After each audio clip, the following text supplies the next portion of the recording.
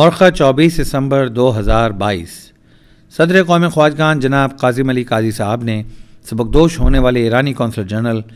محترم محمد رضا ناظری کے اعزاز میں الوداعی طور پر ایک پروقار تقریب کا انعقاد کیا، جس میں 7 رکنی ایرانی وفد نے جناب محمد رضا ناظری صاحب کی قیادت میں شرکت کی۔ انجمن حسینیہ کی جانب سے جناب قاظم علی قاضی صاحب کی قیادت میں سپریم کونسل کے جنرل سیکرٹری جناب علی رضا ٹگریجا، قبائل کے صدور، ایگزیکٹو کمیٹی کے ممبران، علماء کرام اور MWM کے جنرل سیکرٹری نے خصوصی طور پر اس تقریب میں شرکت کی۔ صدر انجمن حسینیہ جناب قاظم علی قاضی صاحب نے شاندار الفاظ میں سابق کونسل جنرل ایران محمد رضا ناظری کی بہترین سفارتی خدمات پر انہیں شاندار الفاظ میں خراج تحسین پیش کیا کہ ان کے دور میں انجمن حسینیہ کے ساتھ ایرانی کونسلیٹ کا تعلق و تعاون بے مثال رہا ہے۔ قوم خواجگان نے جب بھی کسی پروجیکٹ کے حوالے سے ان کو کسی تقریب میں مدعو کیا تو وہ ضرور شریک ہوئے۔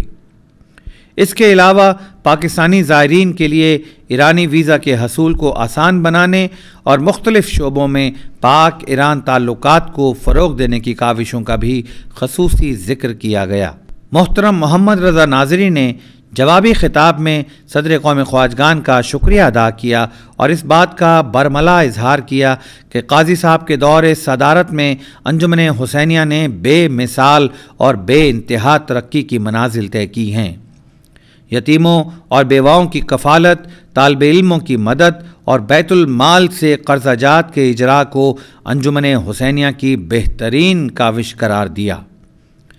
انہوں نے انجمن حسینیہ کے زیر تعمیر پروجیکٹس کو بھی شاندار الفاظ میں سراہا۔ محترم کونسل جنرل ایران نے انجمن حسینیہ کے تمام اکابرین کو مشہد آنے کی دعوت دی اور اپنی میزبانی کی خواہش کا اظہار کیا۔